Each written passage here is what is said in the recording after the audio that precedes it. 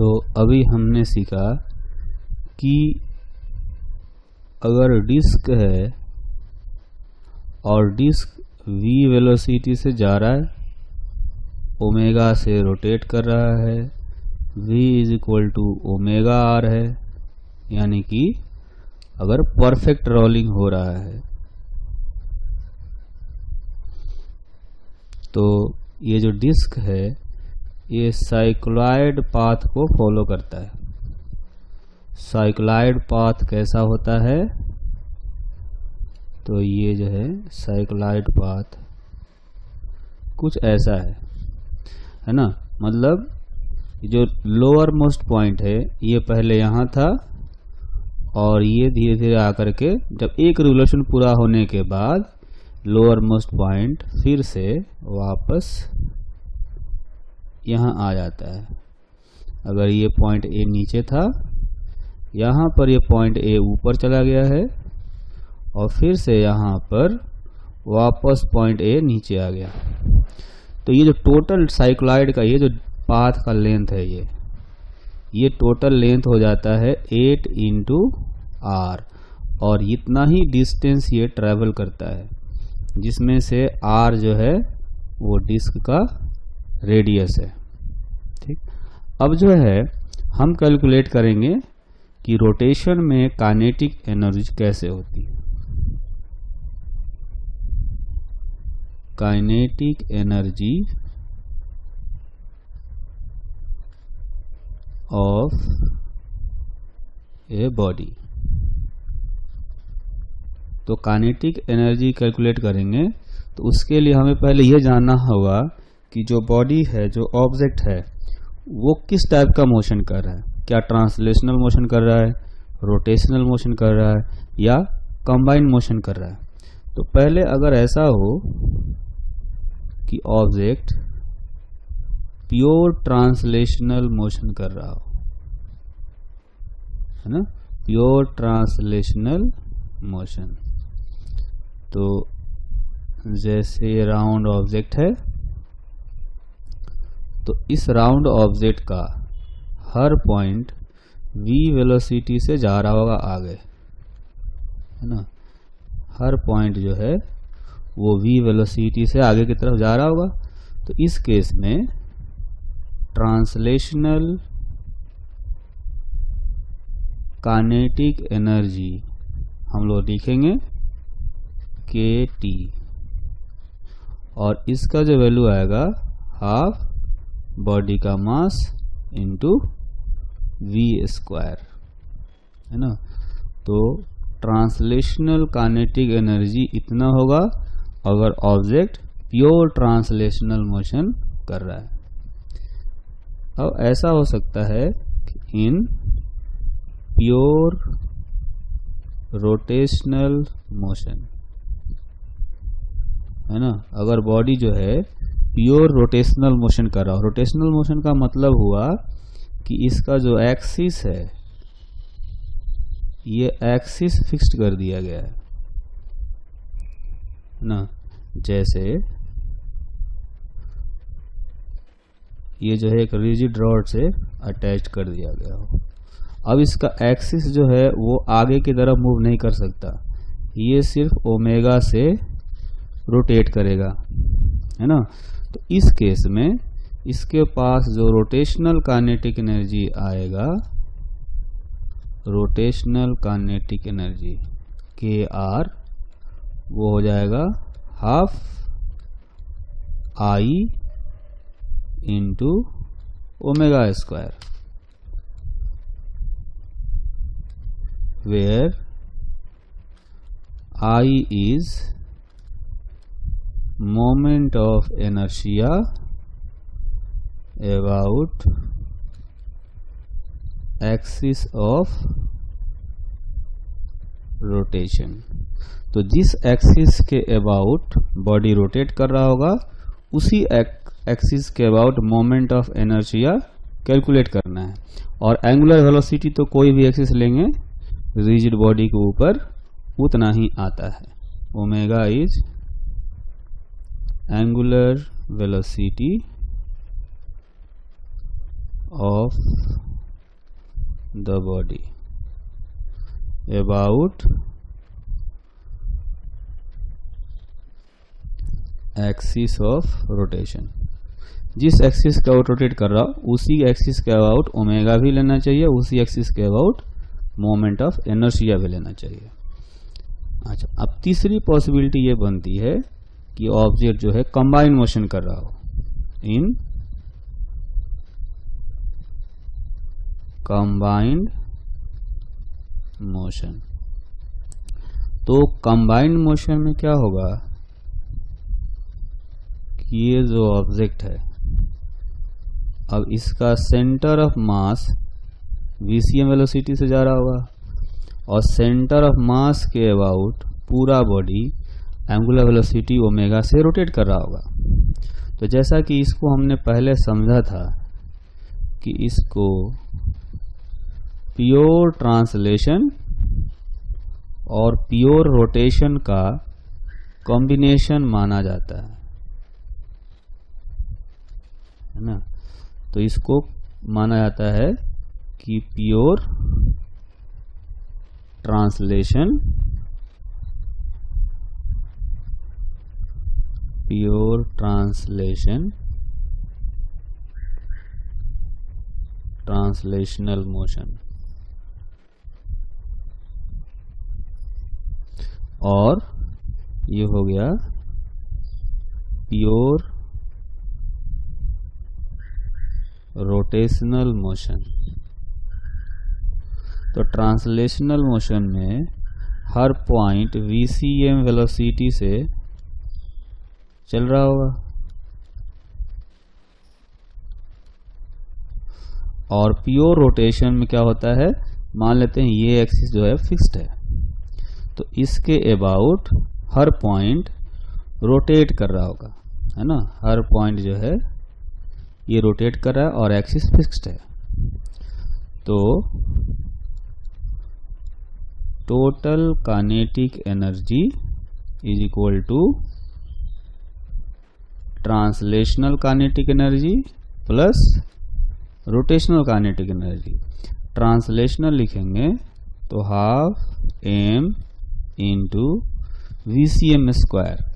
ये जो ऑब्जेक्ट होगा उसका सेंटर ऑफ मास का वेलोसिटी लेंगे प्लस रोटेशन का इस एक्सिस के अबाउट जो सेंटर ऑफ मास है पास कर रहा हो, ICM इंटू ओमेगा स्क्वायर, है ना। सेंटर ऑफ मास के अबाउट ये प्योर रोटेशन कर रहा होगा तो सेंटर ऑफ मास के अबाउट मोमेंट ऑफ इनर्शिया निकालेंगे, where VCM is velocity of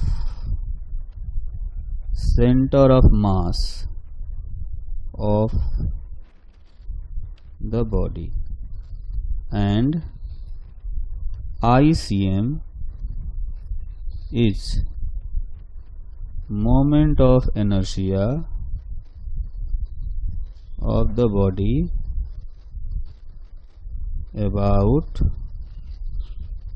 center of mass of the body। मतलब सेंटर ऑफ मास से पास करने वाला एक्सिस के अबाउट मोमेंट ऑफ इनर्शिया लेंगे ICM।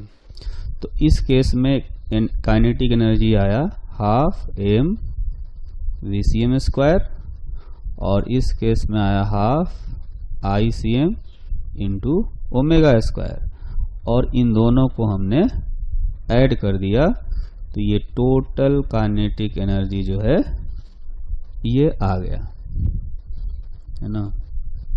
तो इस तरह से ये टोटल काइनेटिक एनर्जी आ गया। तो काइनेटिक एनर्जी कैलकुलेट करने के लिए हम लोग एक दो एग्जाम्पल देखेंगे। पहले एग्जाम्पल में क्या है कि हमें एक रॉड दिया गया, ये ऐसा रॉड है जो कि हिंज किया हुआ है उसका ऊपर वाला पॉइंट। तो ये ऊपर वाले पॉइंट पर इस तरह से हिंज किया हुआ है, यानी ऊपर वाले एक्सिस के अबाउट ये रोटेट कर सकता है ट्रांसलेट नहीं कर सकता। तो इसका जो है एक्चुअली में प्योर रोटेशन होगा, क्योंकि एक्सिस जो है वो फिक्स्ड है। तो इसका मास जो है वो मान लेते हैं m दिया हुआ है, लेंथ l है, और ये ओमेगा से रोटेट कर रहा है। तो इसकी जो काइनेटिक एनर्जी आएगी, काइनेटिक एनर्जी ऑफ रॉड, सिर्फ रोटेशनल काइनेटिक एनर्जी होगी, क्योंकि ट्रांसलेशनल नहीं होगी। तो इसमें क्या करेंगे, इसका हम लोग लिखेंगे हाफ आई ओमेगा स्क्वायर। आई क्या है, ये जिस एक्सिस के अबाउट रोटेट कर रहा हो उसी के अबाउट मोमेंट ऑफ इनर्शिया है। तो ये अपने वन एंड के अबाउट रोटेट कर रहा है, तो उसके अबाउट इसका मोमेंट ऑफ इनर्शिया आएगा ml square by 3 into omega square. तो ml square omega square by 6, ये इसकी रोटेशनल काइनेटिक एनर्जी हो गई। ऐसा ही एक और एग्जांपल देखेंगे। इस एग्जांपल में एक वायर है जिसका कोई मास नहीं है, मासलेस वायर है ना। इसका लेंथ है l, और इसका जो लोअर एंड है वहां पर एक सॉलिड स्फीयर अटैच किया हुआ है ना। ए solid sphere of radius r and mass m is attached with a light wire of length L as shown in figure। ठीक है, तो इस केस में हमें काइनेटिक एनर्जी सी कैलकुलेट करनी है। अगर ये ऐसे स्विंग कर रहा हो, इसकी एंगुलर वेलोसिटी ओमेगा है, ठीक है। तो इसमें भी एक तरह से कहें तो ये जो एक्सिस है, ये एक्सिस एक तरह से फिक्स्ड है ना। ये वाला एक्सिस जो है इसका फिक्स्ड है। तो ये भी प्योर रोटेशन का ही क्वेश्चन हो गया। तो प्योर रोटेशन में काइनेटिक एनर्जी हम लोग लिखते हैं हाफ आई ओमेगा स्क्वायर। तो इसका जो मोमेंट ऑफ इनर्शिया निकालेंगे, हमें इस एक्सिस के अबाउट रोटेट करना है। तो क्या करेंगे, हमें पैरेलल एक्सिस थोड़ा लगाना पड़ेगा। ये जो पॉइंट है सी, इसके अबाउट मोमेंट ऑफ इनर्शिया पता होगा, तो इसके अबाउट कैलकुलेट कर सकते हैं। तो आई जो होगा वो I C plus M L plus R का whole square into omega square. तो जो दो पैरेलल एक्सिस है उनके बीच का जो सेपरेशन होगा ये हो गया एल प्लस आर। तो सेंटर ऑफ मास के about ICM plus MD square. Centre of mass के अबाउट सॉलिड स्फीयर का होता है 2/5 mr square plus m l plus r का whole square into omega square. तो ये हो गया फाइनल काइनेटिक एनर्जी। एक और एग्जांपल करेंगे। इस एग्जांपल में a disk of radius r and mass m rolling without sleeping. तो बिना स्लीपिंग किए हुए अगर डिस्क हॉरिजॉन्टल सरफेस पर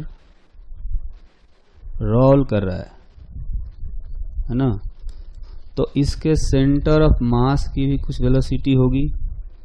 सेंटर ऑफ मास जो है मान लेते हैं VCM से चल रहा है, इसको V मान लेते हैं, और ये ओमेगा से रोटेट कर रहा है, तो ओमेगा को हम लोग V/R लिख सकते हैं, जिसका रेडियस है R।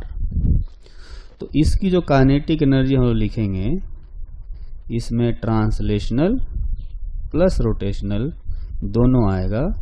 तो ट्रांसलेशनल होता है 12 mVcm² और रोटेशनल होता है 12 ICM × ω²। तो VCM तो यहाँ पर V है, और सेंटर ऑफ मास के अबाउट पूरा हर पॉइंट जो है सर्कुलर मोशन कर रहा है, तो सेंटर ऑफ मास के about moment of inertia disc का जो होता है उसको हम लोग लिखते हैं mr² / 2 × ω²। तो ये हो गया 12 mv² प्लस m/4 ω/r का होल स्क्वायर। चूंकि यहाँ पर v = ω/r होता है, यहाँ पर ω/r की जगह पर v² रख सकते हैं, है ना। तो फाइनली ये कहा जा सकता है कि k का वैल्यू आएगा 12 mv² प्लस 1/4 mv²। इसका मतलब हो जाएगा ये 3/4 mv², है ना। तो कुल मिलाकर के हम ये कह सकते हैं कि जो काइनेटिक एनर्जी इस डिस्क का आया वो हो गया 3/4 mv², है ना। तो इसमें हमने क्या किया, ट्रांसलेशनल और रोटेशनल दोनों एनर्जी को ऐड कर दिया। ये जो है ये 2 है, ये 2 है, ठीक। अब हम लोग एक नए टर्म के बारे में जानेंगे। इसको कहा जाता है instantaneous axis of rotation,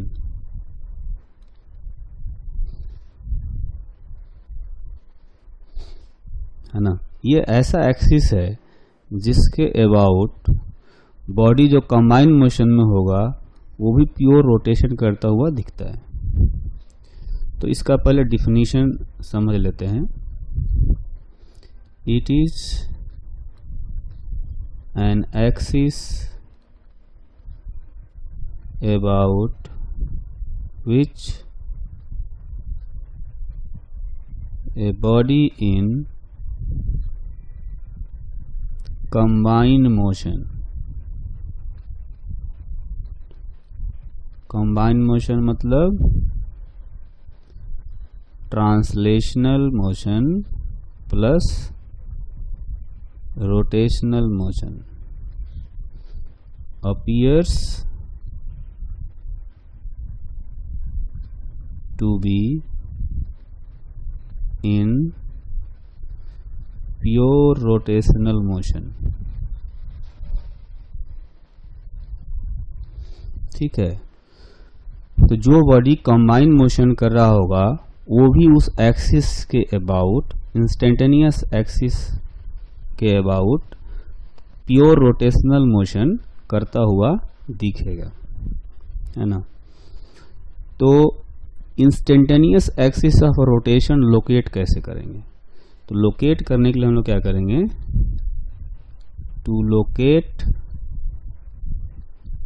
the instantaneous axis of rotation, instantaneous axis of rotation, draw perpendicular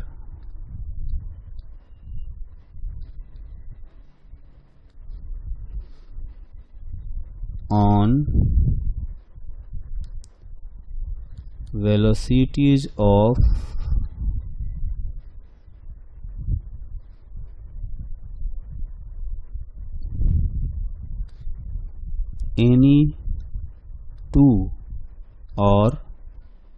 more points on the body.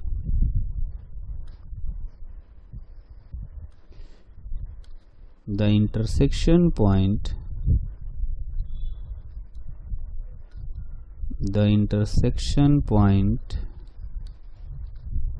of all the perpendiculars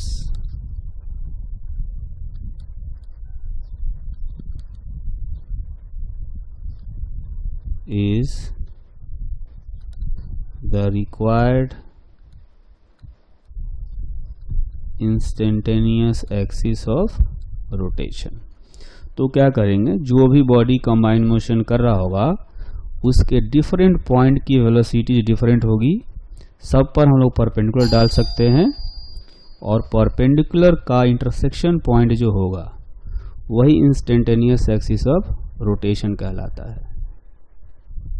तो इसको हम लोग इंस्टेंटेनियस एक्सिस ऑफ रोटेशन को एक एग्जाम्पल से समझते हैं, है ना। जैसे ये अपना डिस्क है ना, तो डिस्क जो है वो सपोज इस हॉरिजॉन्टल ग्राउंड के ऊपर परफेक्टली रोल कर रहा है ना। Disc is rolling without slipping. तो इसका जो सेंटर ऑफ मास का वेलोसिटी होगा वो इधर होगा कुछ v। अच्छा, ये वाला जो पॉइंट है, जो सरकमफेरेंस पर पॉइंट है, इसकी वेलोसिटी इधर होगी v, और नीचे इधर की तरफ हो जाएगी v कह लें या ओमेगा r कह लें, एक ही बात है। और नेट वेलोसिटी इस पॉइंट की इधर होती है, ये होता है √2v। अच्छा, यहाँ जो पॉइंट है लेफ्ट वाले सरकमफेरेंस पर, इसकी वेलोसिटी इधर v होगी और ऊपर की तरफ v या ओमेगा r कह सकते हैं। अच्छा, तो इसकी जो नेट वेलोसिटी होगी वो कहीं बीच में ऐसे √2v होगी, है ना। ये जो एंगल होगा, ये एंगल 45 डिग्री होगा, ये वाला भी 45 डिग्री होगा, ठीक है। जो टॉप मोस्ट पॉइंट है इसकी वेलोसिटी इधर होती है v प्लस ओमेगा r या 2v, है ना। तो ये बॉडी जो है एक्चुअली में कंबाइंड मोशन कर रहा है। हम इनकी वेलोसिटी पर परपेंडिकुलर डालेंगे, है ना। तो यहाँ पर अगर परपेंडिकुलर डालें तो ये कुछ इस तरह से ऐसे जाएंगे। अच्छा, इसकी जो पॉइंट A है, ये इस पॉइंट की जो वेलोसिटी है √2v, अगर इस पर परपेंडिकुलर डालेंगे, है ना, अगर इस पर परपेंडिकुलर डाला जाए तो ये कुछ इस तरह से जाएगा, कुछ इस तरह से हम देख सकते हैं, ऐसे आएगा। ये हो गया किस पर, ये वाली वेलोसिटी पर परपेंडिकुलर, ऐसे, है ना। अच्छा, उसी तरह से ये जो सरकमफेरेंस पर है पॉइंट B, इस पॉइंट पर भी परपेंडिकुलर डालेंगे तो ये भी जो होगा कुछ इस तरह से जाएगा। यहाँ पर ये परपेंडिकुलर हो गया किस पर, इस पर √2v जो नेट वेलोसिटी दिख रहा है इस पर। तो चारों वेलोसिटी पर हमने परपेंडिकुलर डाला तो कहाँ आकर के इंटरसेक्ट किया, पॉइंट ऑफ इंटरसेक्शन पर, यहाँ पर पॉइंट ऑफ कांटेक्ट पर। तो ये जो पॉइंट है इसको मान लेते हैं कि पॉइंट O है, यही जो है अपना इंस्टेंटेनियस एक्सिस ऑफ रोटेशन हो गया। तो ये कह सकते हैं all the perpendiculars intersect at point O. So point O is instantaneous axis of rotation for the rolling disk. ठीक, अब हम जानना चाहेंगे कि इस केस में काइनेटिक एनर्जी कितनी आएगी। काइनेटिक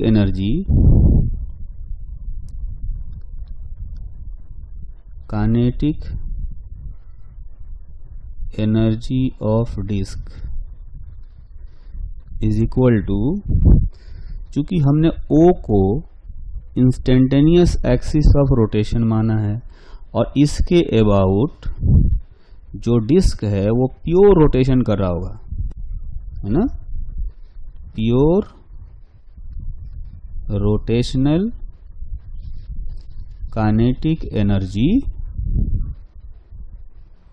अबाउट O, या कर लेते हैं इंस्टेंटेनियस एक्सिस ऑफ रोटेशन। तो प्योर रोटेशन में तो हम लोग लिखते हैं half I omega square, half.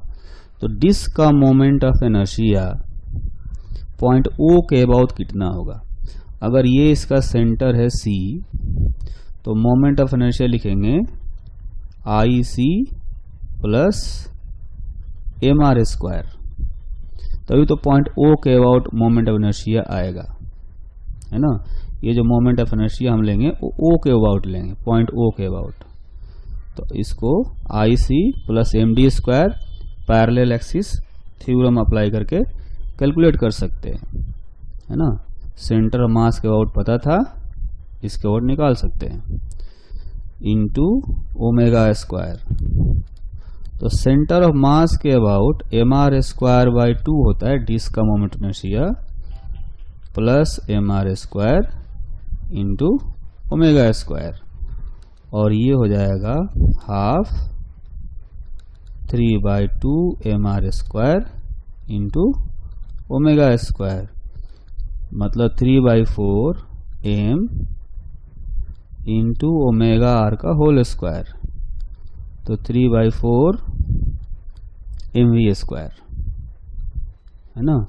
तो यहां से हमने क्या देखा कि जो टोटल काइनेटिक एनर्जी आया 3/4 एम वी स्क्वायर आया, और ये हमने कैसे निकाला, इंस्टेंटेनियस एक्सिस ऑफ रोटेशन के अबाउट प्योर रोटेशन मानते हुए, है ना। अच्छा, एक हमने पहले कैलकुलेट किया था और फिर से कैलकुलेट करते हैं। Kinetic energy of disc in combined motion. Combined motion का मतलब है कि हम ये मानेंगे कि जो डिस्क है रोटेशन ट्रांसलेशन दोनों कर रहा है।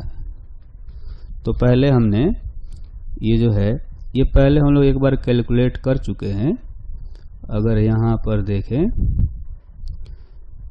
तो इसमें देखेंगे हमने टोटल एनर्जी निकाला था, तो वो भी कितना आया है यहाँ पर देखें 3/4 एम वी स्क्वायर, ये भी आया हुआ है। कैसे कैलकुलेट किया हमने, यहाँ पर हमने माना कि ये ट्रांसलेशन काइनेटिक एनर्जी है और ये वाली रोटेशन की एनर्जी है, दोनों हमने कैलकुलेट करके ऐड कर दिया है, तो टोटल आता है 3/4 एम वी स्क्वायर, है ना। तो फिर से यही काम हम लोग करेंगे, है ना। इस तरह से हम लोग इसमें भी क्या करेंगे, k को half M V C M square plus half I C M into omega square, इसको यूज करके कैलकुलेट करेंगे। तो ये होगा half M V square plus moment of inertia centre of mass के अबाउट होता है M R square by 2 into omega square. तो ये हाफ एम वी स्क्वायर, ये वाला पार्ट हो जाएगा 3/4 एम वी स्क्वायर। 1/4 mv², यानी टोटल हो गया 3/4 mv²। ठीक है, तो हमने क्या देखा कि कंबाइंड मोशन मान करके हमने निकाला तो 3/4 mv² आया काइनेटिक एनर्जी। तो कंबाइंड मोशन का मतलब था कि ट्रांसलेशन भी हो रहा है और रोटेशन भी हो रहा है, दोनों की एनर्जी को ऐड किया। लेकिन अगर हम यहाँ वाला देखें, यहाँ हम जो एनर्जी निकाला है उसमें हमने माना है कि इंस्टेंटेनियस एक्सिस ऑफ रोटेशन के अबाउट, इसके अबाउट बॉडी जो है प्योर रोटेशन कर रहा है, कोई ट्रांसलेशनल मोशन हमने नहीं माना। तो प्योर रोटेशनल मान करके हमने जो एनर्जी निकाला वो भी 3/4 mv² आया, है ना। इसका मतलब ये हुआ कि इंस्टेंटेनियस एक्सिस ऑफ रोटेशन के अबाउट जो ऑब्जेक्ट है वो प्योर रोटेशन करता है, ये हमें ध्यान रखना है।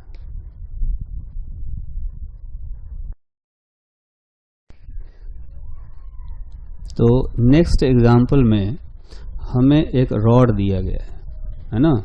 ये रॉड जो है ये दो स्मूथ जो है प्लेन है, एक स्मूथ वर्टिकल वाल समझ लेते हैं और नीचे भी स्मूथ है, इन पर ये चल रहा है। ठीक है, तो ये वाला एंड जो है, नीचे वाला एंड किसी वेलोसिटी v से ये इधर जा रहा है ना, ये वेलोसिटी v से जा रहा है। तो ये वाला जो ऊपर वाला एंड होगा वो वर्टिकल वाल के पैरेलल किसी दूसरे वेलोसिटी u से जा रहा होगा ना। तो हमें इसमें क्या कैलकुलेट करना है, पहले क्या करना है, इसमें इंस्टेंटेनियस एक्सिस ऑफ लोकेट करना है। Locate instantaneous axis of rotation, फिर find angular velocity of rod, फिर फाइंड इट्स काइनेटिक एनर्जी। ये तीन पार्ट हमें सॉल्व करने हैं। तो सबसे पहला काम जो है, हमें कहा गया कि इसका instantaneous axis of rotation find करना है। तो क्या करेंगे, इसके दोनों एंड की वेलोसिटीज पता है हमें, उन पर परपेंडिकुलर डालते हैं। तो इस पर परपेंडिकुलर डालेंगे तो ये लाइन आ जाएगा इस तरह से कुछ, ठीक। उसी तरह से जो ऊपर वाले एंड पर परपेंडिकुलर डाला ऐसा, तो जो नीचे वाला एंड है इस पर जब परपेंडिकुलर डाला जाएगा तो ये कुछ ऐसा आएगा। तो दोनों वेलोसिटी पर जो परपेंडिकुलर है उनका इंटरसेक्शन पॉइंट हमें कहाँ मिला, ये मिल गया यहाँ पर। तो ये जो पॉइंट है इसको मान लेते हैं O, यही अपना इंस्टेंटेनियस एक्सिस ऑफ रोटेशन हो गया। रॉड का टोटल लेंथ अगर L है ना, ये एंगल हमें दिया गया है थीटा, ठीक। तो इनके टर्म में हमें एंगुलर वेलोसिटी निकालना होगा, ठीक है। तो अगर ये रॉड का लेंथ L है तो ये जो, इसको मान लेते हैं पॉइंट A, इसको मान लेते हैं पॉइंट B। तो जो लाइन OB है इसका लेंथ हो जाएगा L साइन थीटा, ठीक है। तो जो दूसरा पार्ट है उसमें हमें पता करना है omega. Omega is equal to V होता है परपेंडिकुलर वेलोसिटी बाई R होता है। तो यहाँ पर अगर OB वाला लाइन देखें तो परपेंडिकुलर वेलोसिटी V है और जो डिस्टेंस OB है ना, तो O जो है इंस्टेंटेनियस एक्सिस ऑफ रोटेशन है, उसके अबाउट ये जो एंड बी है ये कुछ ऐसा रोटेट करता हुआ दिखेगा हमें, है ना, कुछ इस तरह से रोटेट करता हुआ दिखेगा। तो v जो है वेलोसिटी हो गया, और रेडियस के जगह आर की जगह क्या रखेंगे, एल साइन थीटा। तो ये हो गया एंगुलर वेलोसिटी।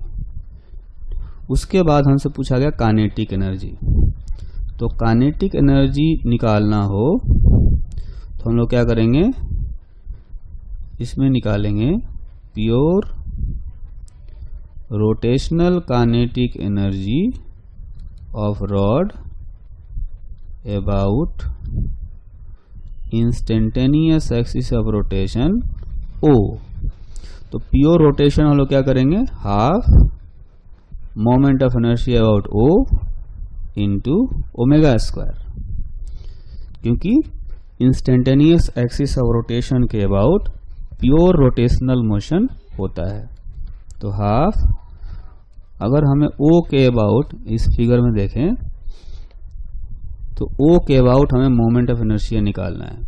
रॉड का सेंटर ऑफ मास है, यहाँ पर सेंटर ऑफ मास है सी मान लेते हैं।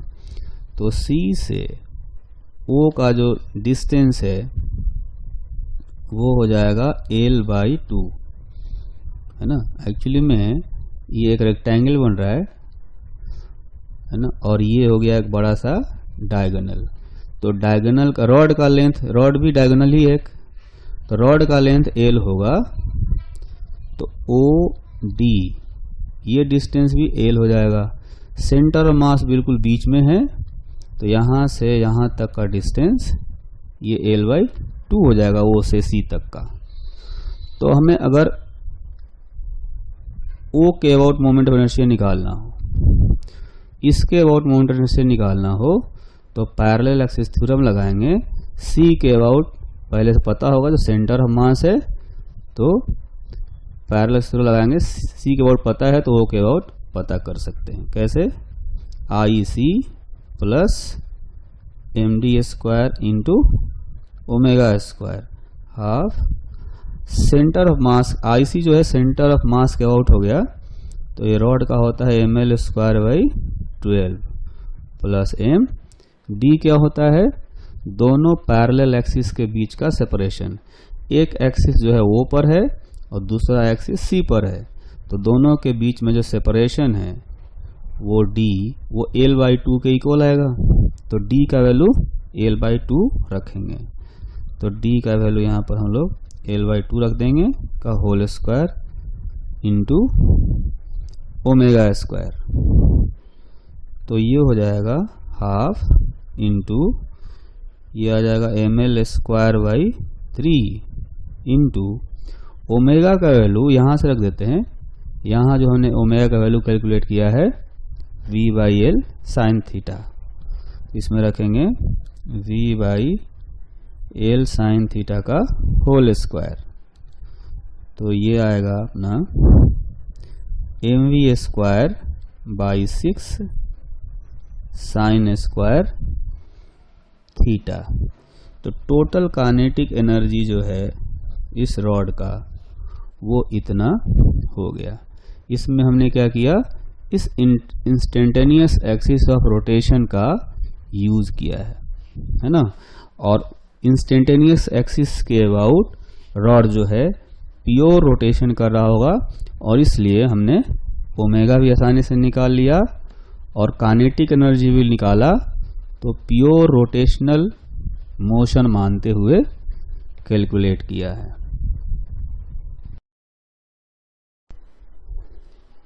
तो रोटेशनल मोशन में एनर्जी कंजर्वेशन के कॉन्सेप्ट पर एक दो एग्जाम्पल करेंगे, जिसमें पहले एग्जाम्पल में हमें एक रॉड दिया गया है। इस रॉड का मास है m, लेंथ है l, और ये एक स्ट्रिंग है ना। If string is cut then find angular velocity of rod when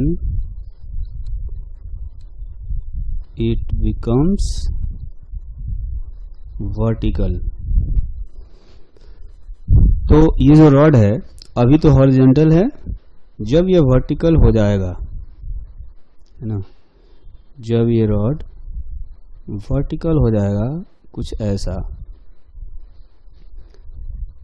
तब हम देख सकते हैं कि इसकी कुछ पोटेंशियल एनर्जी लॉस हुई होगी, और जितनी पोटेंशियल एनर्जी लॉस हुई होगी उतनी ही काइनेटिक एनर्जी में गेन आएगा। तो इस रॉड का सेंटर ऑफ मास अभी जो है वो यहाँ पर है ना, रॉड का सेंटर ऑफ मास अभी यहाँ पर है, और जब ये वर्टिकल होगा रॉड तो सेंटर ऑफ मास आ जाएगा यहाँ पर, यानी कितना नीचे आएगा,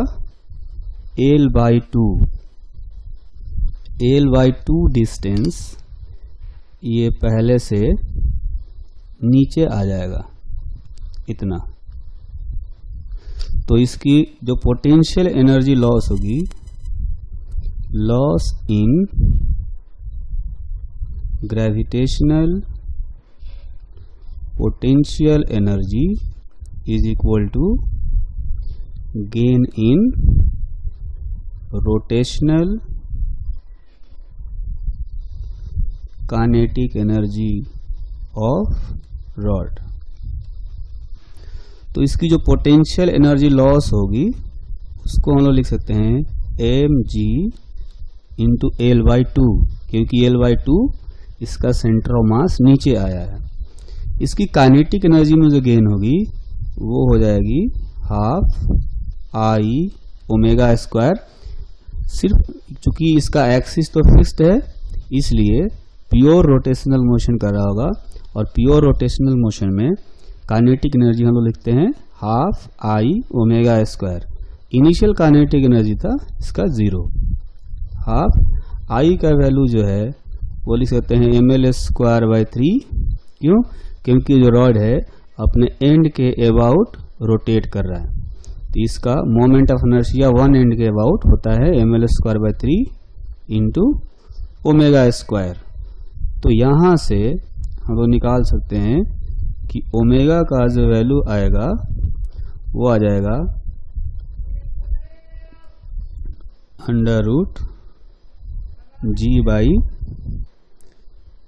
√g/3g/L, ये हो जाएगा ओमेगा का वैल्यू। ठीक, अब जो है नेक्स्ट एग्जाम्पल करेंगे। एग्जाम्पल में हमें एक डिस्क दिया गया है ना, डिस्क का ये जो सेंटर है यहाँ पर ये डिस्क हिंज किया हुआ है, ठीक है ना। अच्छा, इस डिस्क के ऊपर 3 पार्टिकल रखे गए हैं। एक पार्टिकल है इसका टॉप मोस्ट पॉइंट पर यहाँ पर, एक पार्टिकल है यहाँ पर, और एक पार्टिकल है यहाँ पर। ठीक है, 3 पार्टिकल हो गए। ये तीनों पार्टिकल का जो मास है ये है m,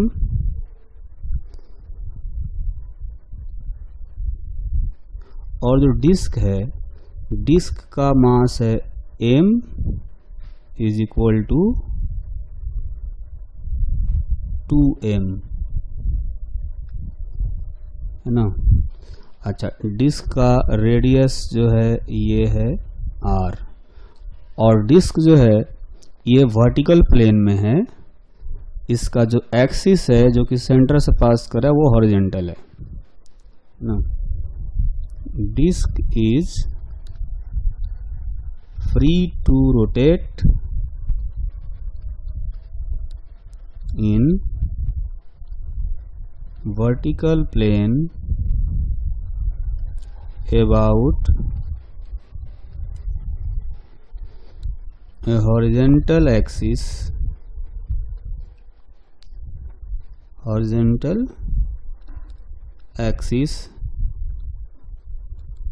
passing through its centre, है ना। तो अब क्या किया जाता है कि इस सिस्टम को इस पोजीशन से रिलीज कर दिया जाता है। If system is released from the position shown in figure, find angular velocity of disk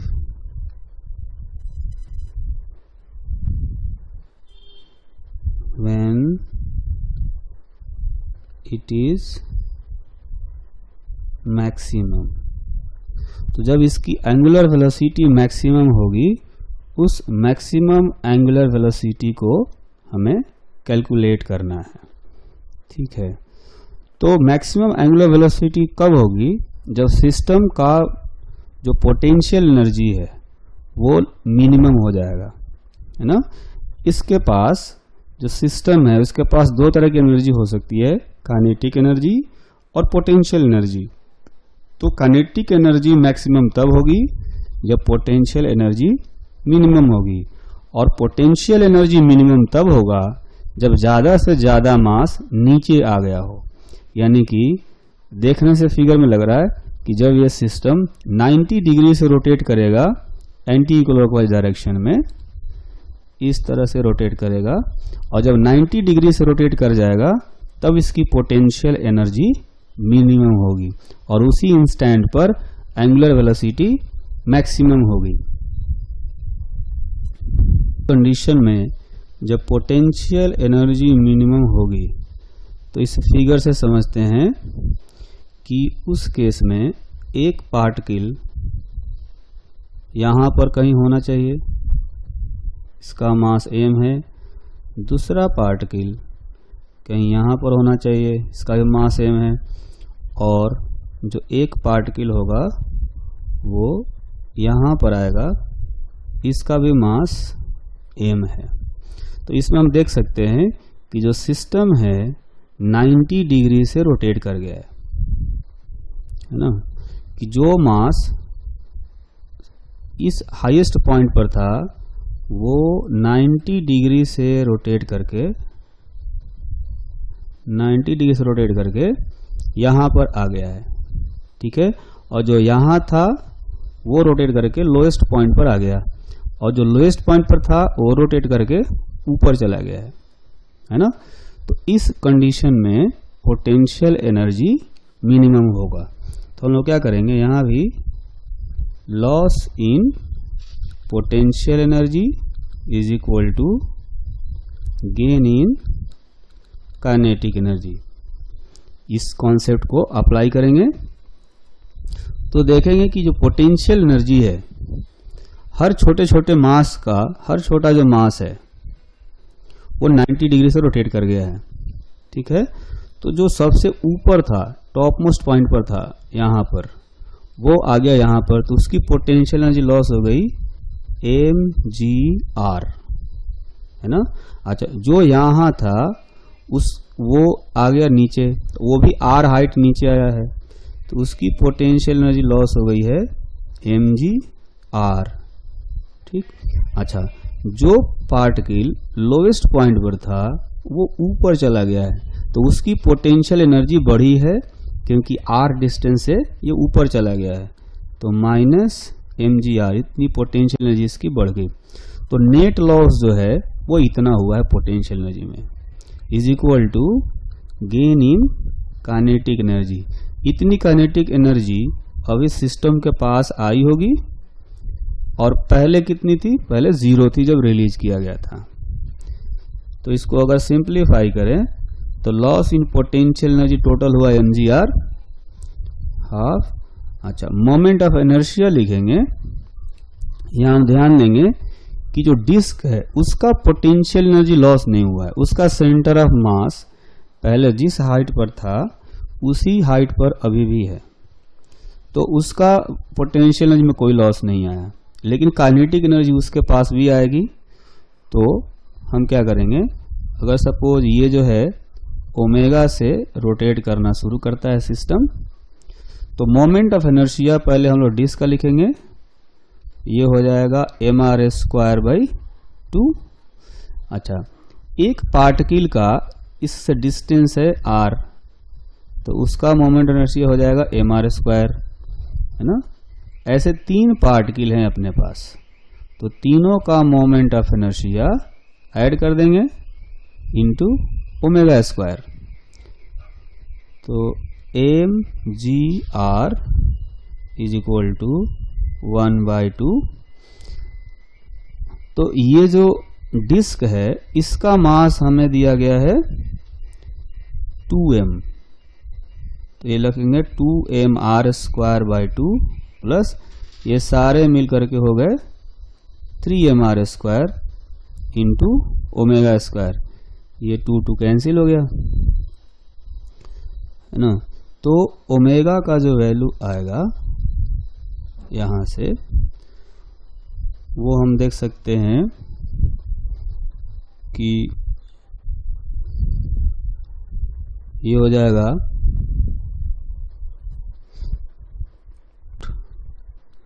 g/2r।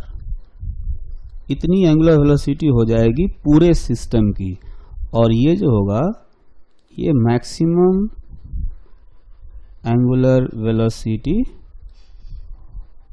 होगा, ठीक है। तो नेक्स्ट क्वेश्चन जो है उसमें हमें एक कारपेट दिया गया है।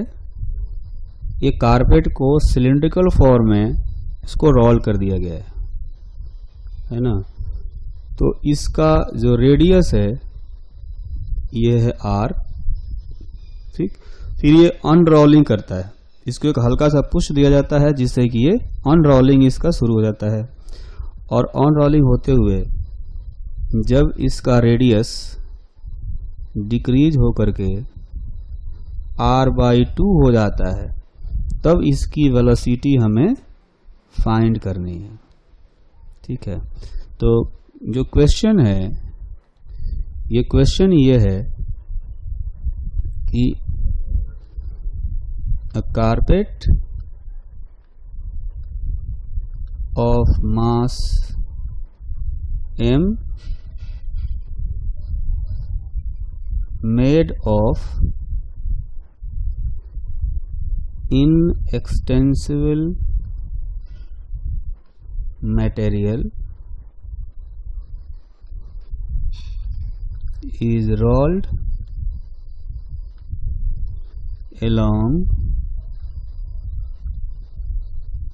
its length in the form of a cylinder of radius r. It is given small push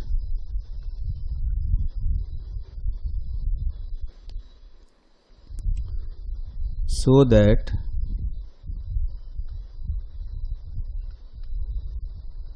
it starts unrolling without slipping.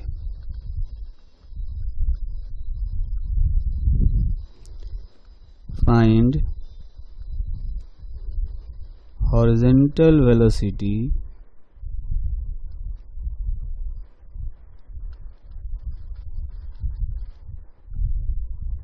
of axis of cylinder or axis of cylindrical part of carpet when its radius is reduced to R/2।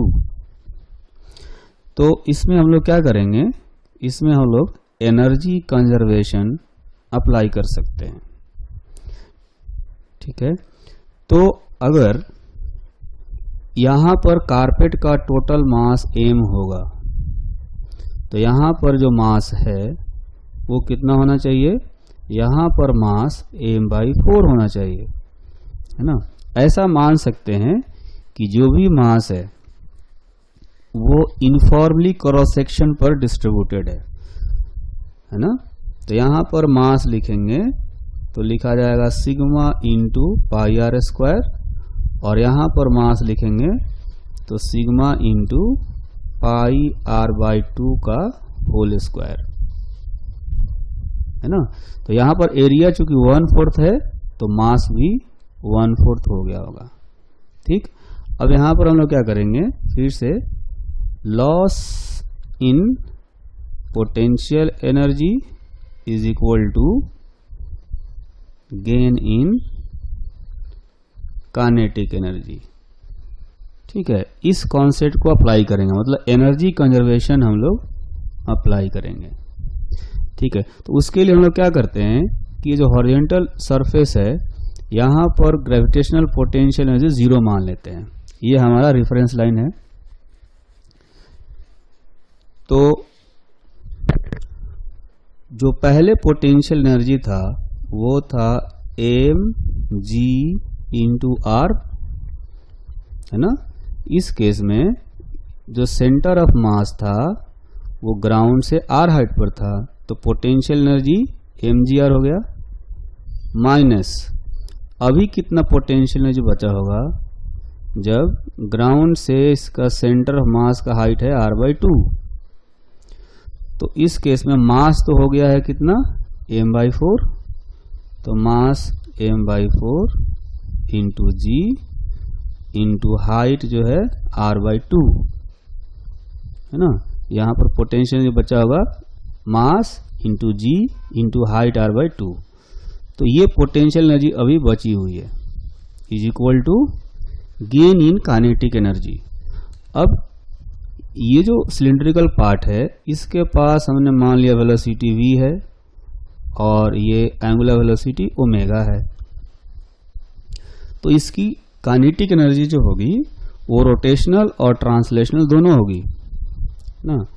तो इसकी translational kinetic energy लिखेंगे half mass into velocity का square, ये translational kinetic energy हो गया, plus rotational kinetic energy half I into omega square, ऐसे लिखेंगे। ये ICM लेते हैं, ICM का मतलब सेंटर ऑफ मास के अबाउट, तो 1/2 m/4 into we square plus 1/2। अच्छा, ये जो कारपेट है ये एक सॉलिड सिलेंडर के फॉर्म में है, इसका मोमेंट ऑफ इनर्शिया इस सेंटर ऑफ मास के अबाउट, सेंटर ऑफ मास से पास करने वाले एक्सिस के अबाउट कितना होता है, mr²/2 होता है डिस्क के इक्वल। तो यहां पर लिखेंगे